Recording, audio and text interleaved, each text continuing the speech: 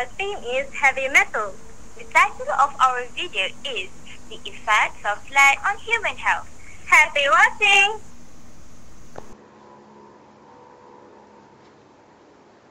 Assalamualaikum. Do you know what paint is made of? So, one of the components of paint is lead. Do you know what lead is?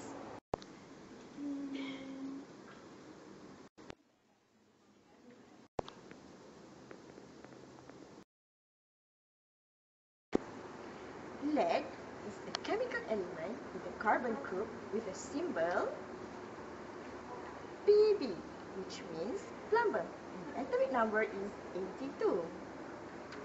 Lead is also soft and malleable metal. It also has shiny chrome silver when it is melted into liquid, and it is the heaviest non-radioactive element. So, what's wrong with lead? Let's check it out. So,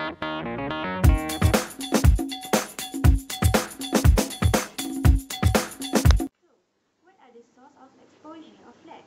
First, congenital exposure. Next, developmental delay. After that, pain and chips. Next, parents' lead-related occupation. And after that, pica. Last but not least, soil and dust. And lastly, for remedies.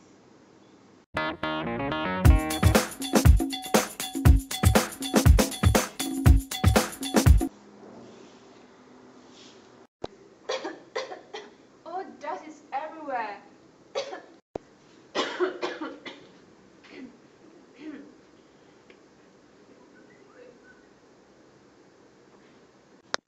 Oh, I forgot. Contaminated water also is one of the sources of lead.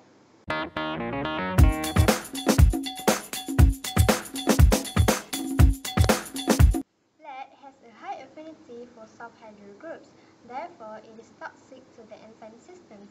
Lead can bind to functional sulfhydryl groups, making them non-functional, which contributes to the impairment of oxidative balance, which leads to first, autoimmunity. Autoimmunity is condition when the immune system mistakenly attacks healthy body tissues. Second, depletion of glutathione. Okay, now let's look at the symptoms of lead toxicity. Wait, I'm not finished. Second, depletion of glutathione leads to the inability to neutralize free radicals and reactive oxygen compounds. Hence, the amount of free radicals in tissue will increase. Now let's look at the signs and symptoms of lead poisoning. Initially, lead poisoning can be hard to be detected. Even people who seem healthy may have high blood level of lead. Signs and symptoms usually don't appear until dangerous levels accumulated. Signs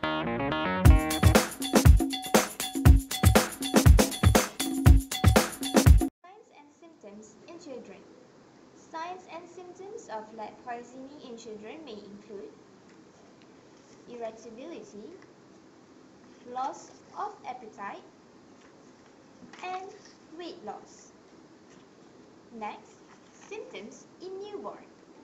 Babies who are exposed to lead before birth may experience learning difficulties as well as slow growth. Last is symptoms in adults. Although children are primarily at risk, lead poisoning can also be dangerous to adults. The signs and symptoms include high blood pressures, headache, and also memory loss.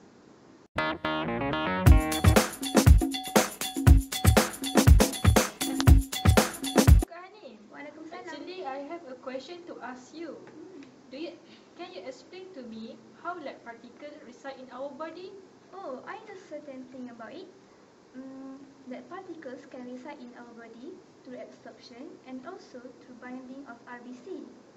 The absorption of lead particle can occur at three sites.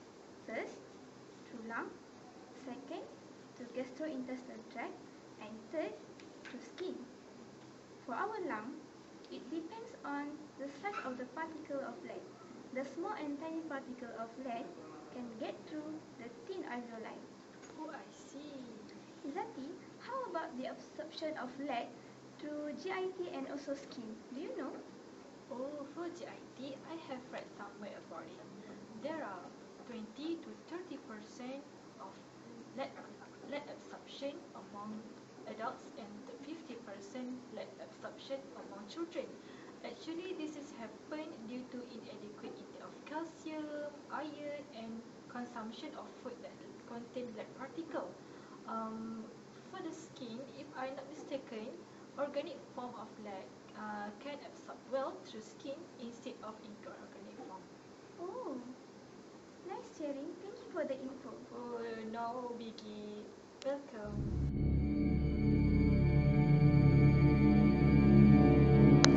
All of you, what is your problem? I have stomachache. I have a headache. I have cough.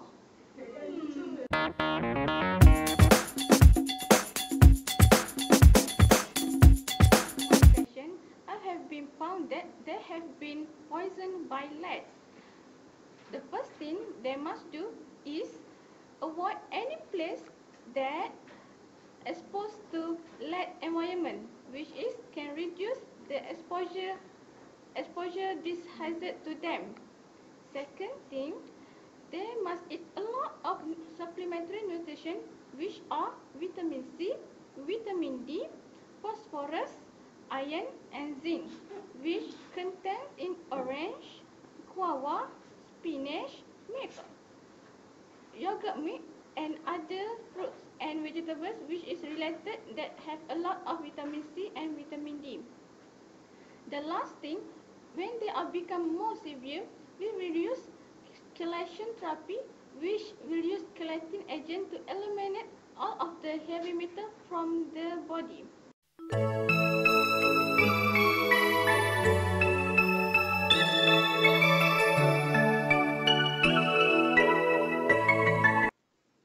What are you doing? I am reading an article regarding lead poisoning. Lead poisoning is a serious and sometimes can lead to fatal. Lead is a highly toxic metal and a very strong poison. We know that we can find lead everywhere. We can find lead in the air, water, soil, and even inside our homes. I believe that Allah had created everything with purpose. So do with lead. So as humans, we have to know on how to use it in the right proportions.